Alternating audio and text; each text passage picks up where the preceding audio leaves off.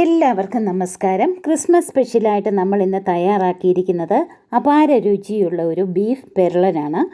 അപ്പോൾ പാലപ്പത്തിനും വെള്ളയപ്പത്തിനും പൊറോട്ടയുടെ എല്ലാം കൂടെ ബെസ്റ്റ് കോമ്പിനേഷനാണ് അടിപൊളി ടേസ്റ്റിലുള്ള ഈ ബീഫ് പെരളൻ. 1.5 കിലോ ബീഫ് കഴുകി വൃത്തിയാക്കി വെള്ളം തോരുന്നതിനായിട്ട് നമ്മൾ കിഴുത്ത പാത്രത്തിലെടുത്ത് വെച്ചിട്ടുണ്ട്.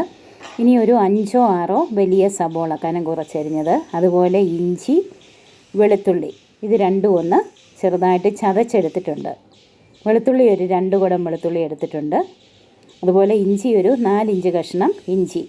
ഇത് ഒരു തേങ്ങ കനം കുറച്ച് കൊത്തി ചെറുതായിട്ട് നുറുക്കി വെച്ചിരിക്കുന്നത്. ഇനി വലിയ ഒരു ഉരുളിയിലേക്ക് നമുക്ക് 1/2 കപ്പ് വെളിച്ചെണ്ണ ഒഴിച്ച് വെളിച്ചെണ്ണ ചൂടാകുമ്പോഴത്തേക്ക് ആദ്യം നമ്മൾ ഈ തേങ്ങാക്കൊത്തെല്ലാം ഒന്ന് തേങ്ങാ കനം കുറച്ച് അരിഞ്ഞതെല്ലാം നമുക്കൊന്ന് വറുത്ത് എടുക്കണം. തുടരെ ഇളക്കി ഒരു ഗോൾഡൻ ബ്രൗൺ കളർ ആകുമ്പോഴത്തേക്ക് നമുക്കതിലേക്കൊരു 1/2 ടീസ്പൂൺ മഞ്ഞൾപ്പൊടിയും കൂടെ ചേർത്ത് അപ്പം നല്ലൊരു കളറാകും, നല്ലൊരു മണവും ആകും. അപ്പം അതൊന്നുകൂടെ ഒന്ന് ഇളക്കി അതിൻ്റെ കളർ ഒന്നുകൂടെ ഒന്ന് മാറുമ്പോഴത്തേക്ക് നമുക്കിത് എണ്ണയിൽ നിന്ന് കോരി മാറ്റി ഒരു പ്ലേറ്റിലേക്ക് മാറ്റി വയ്ക്കാം. ഇനി അതേ എണ്ണയിൽ തന്നെയാണ് നമ്മൾ ഈ ചതച്ച ഇഞ്ചിയും വെളുത്തുള്ളിയും വഴറ്റുന്നത്. ചെറുതായിട്ട് ഇഞ്ചി ഒന്ന് കനം കുറച്ചരിഞ്ഞ് അതൊന്ന് ചതച്ചെടുത്തിട്ടുണ്ട്. ഒരുപാടങ്ങ് ചതയണ്ട, ഒരുവിധം.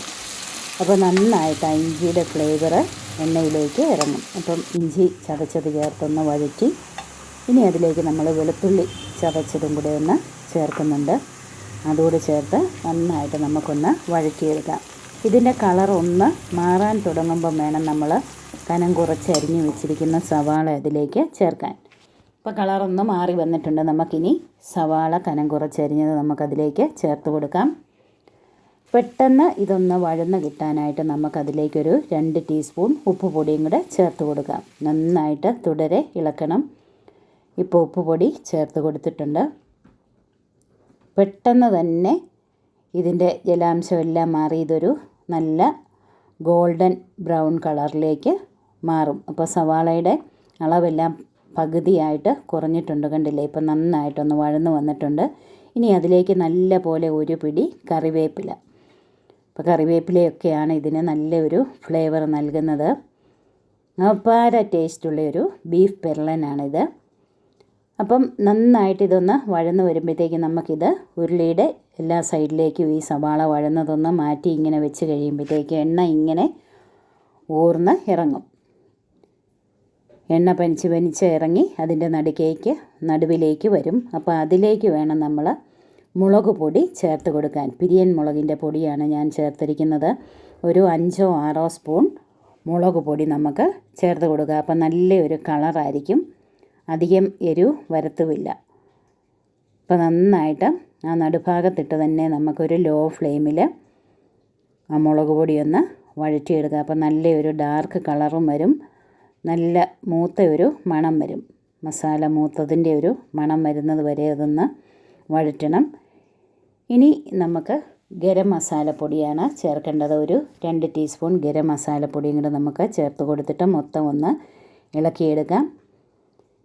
ഇനി ഇതിലേക്ക് നമ്മൾ കുരുമുളക് പൊടി നന്നായിട്ട് ചേർക്കണം. ഒരു 3ഓ 4ഓ 5 സ്പൂൺ വരെ ചേർക്കാം. കുരുമുളക് പൊടിയുടെ ഫ്ലേവർ വളരെ നല്ലതാണ് ഇതിൽ. ഇനി അതിലേക്ക് നമ്മളൊരു മീറ്റ് മസാല, ഒരു 3 സ്പൂൺ മീറ്റ് മസാലയും കൂടെ ചേർക്കാം.